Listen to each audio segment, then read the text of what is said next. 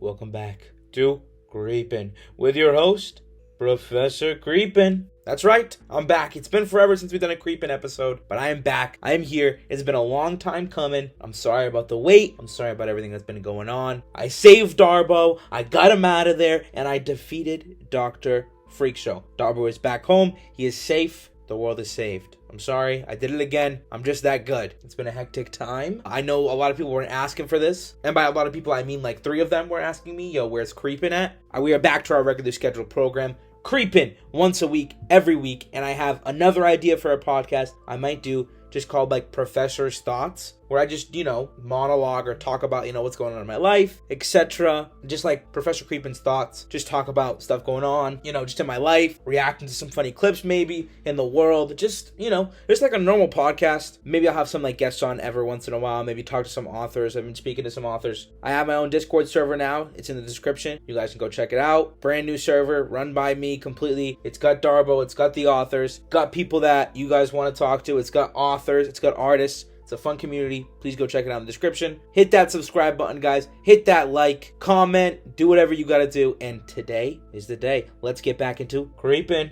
Okay, so for our comeback, I was originally gonna do No End House. No End House is a book coming out this month, which I talked about on the previous episode. I have now ordered said book. So, you will get a No End House episode at some point this week. Sorry, not this week, the next week. Or maybe the week after, who knows? Depends on how long it takes me to read the book. I usually read books pretty fast. This week, we are covering My Wife Has Been Peeking From Around Corners, which, honestly guys, I think is a pretty great episode. I like the concept of it, of this person that you love and and you're living with is now this monster, basically. I mean, the wife is not acting normal. It's the idea of being afraid of someone you're not supposed to be afraid of, which is, they kind of touch on that in the episode. Episode has great funny moments. The whole bit at the end with the guy who's ruining this, why am I blanking on his name? But that's a really funny bit at the end. The whole eyes bit was really funny. I genuinely do think this is a really good episode, and it's also like a good episode to start off with. So I think if you're going to tell anybody, hey, what episode should I start with Creepcast? This has everything. It has a pretty decent story. It's got some funny moments. Or I would recommend Creepypasta Classics, which who knows when I'll get to. I think it's a pretty decent episode. I think it's a fun episode. I think it's a cool concept, like being afraid of something you're not supposed to be afraid of. I think it's also kind of a cool concept in a dog story that we get a few episodes from now.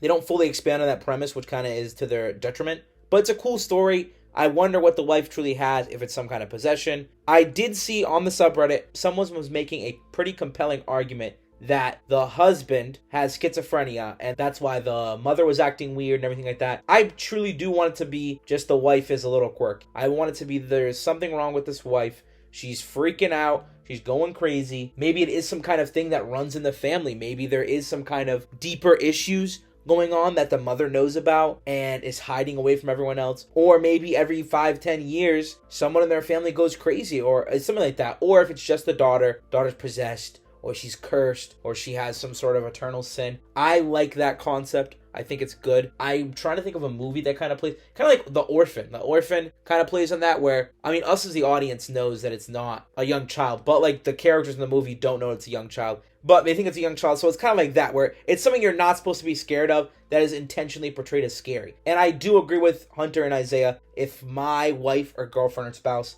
started looking at me and wasn't explaining it, it would genuinely be like, yo, what's going on? I do think the ending for the story, I don't know, it feels too, once again, this is obviously on a Reddit, so it makes sense why it is this way, but it just feels too Reddit to me. I don't really like endings where it's like, and now they're outside waiting for me. That's kind of what my dead girlfriend keeps messaging me on Facebook. That's kind of what they did. They went that route. I just don't like those kinds of ending. I don't like an ending where it's, and now they just sent me this photo and they're right outside. It kind of just ruins the suffering for me, almost. You know what I mean? Like, it ruins knowing this character is suffering mentally from this. Like, this is supposed to be not torture, but it's supposed to be kind of torture. It's supposed to mess with their mind. It's going to psychologically mess you up that your wife is doing this freaky thing that she's never done before. And you're 14 years of marriage, I think they were? They were been married for 10 years or whatever, and they were dating for 4. Your wife's never done this before, and now she is. It's genuinely frightening, and I think the ending kind of just is like, oh, now she sent me a photo. Like, I'm sorry, but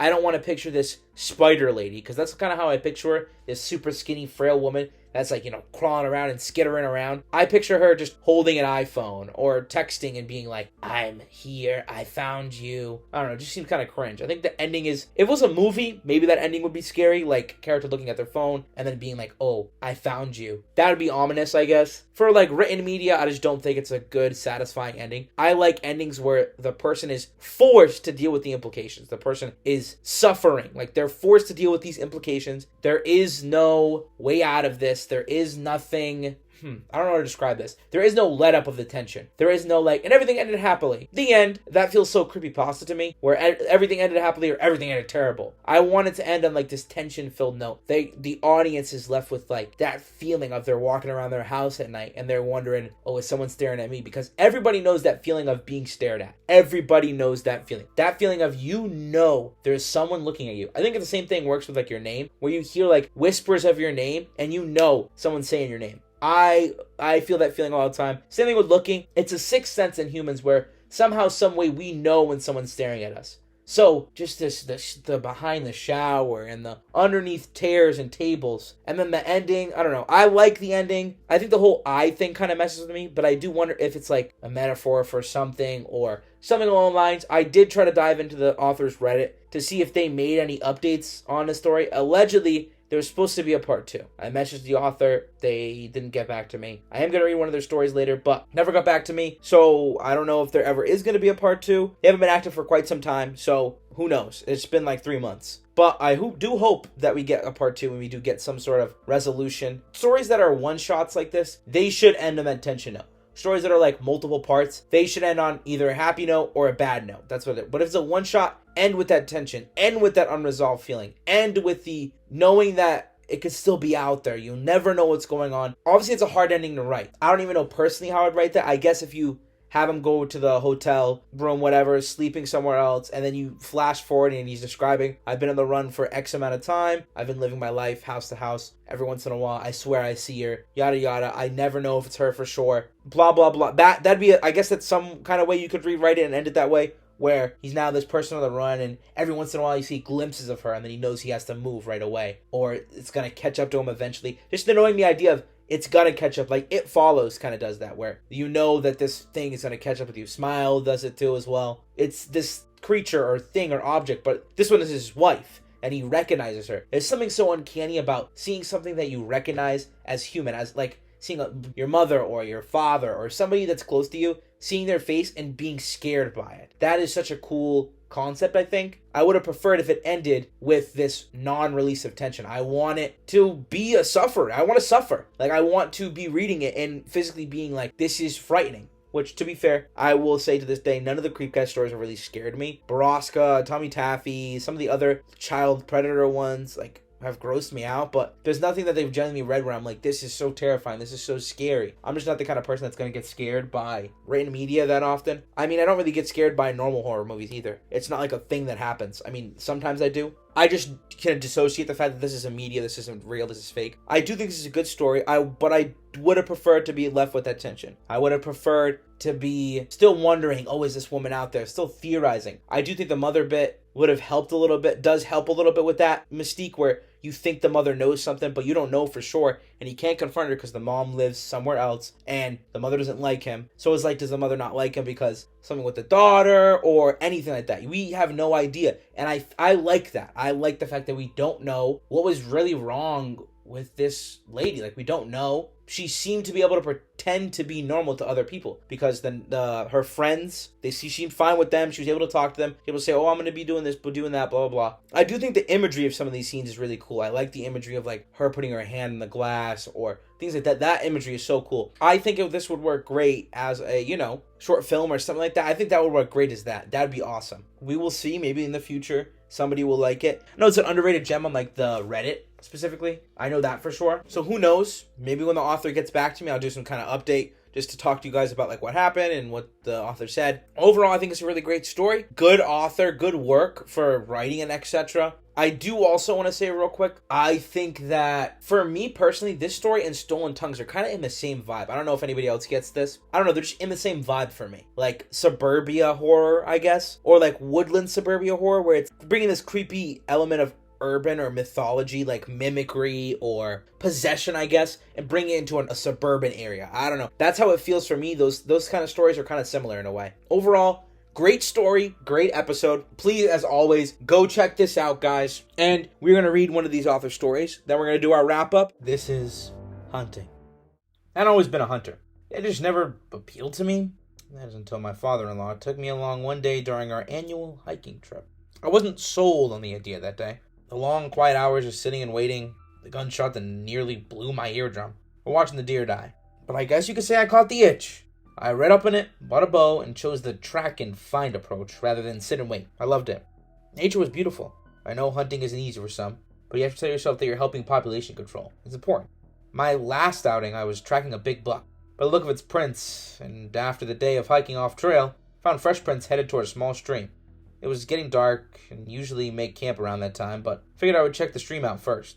As I made my way down the steep incline, I heard the unmistakable sound of footsteps coming somewhere off to my right.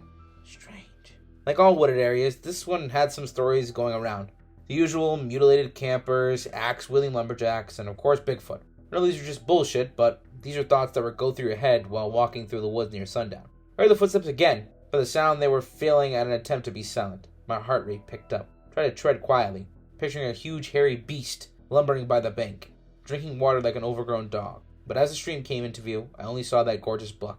I looked around and smiled, my favorite part. But as the stream came into view, I only saw that gorgeous buck. I looked around and smiled, my favorite part.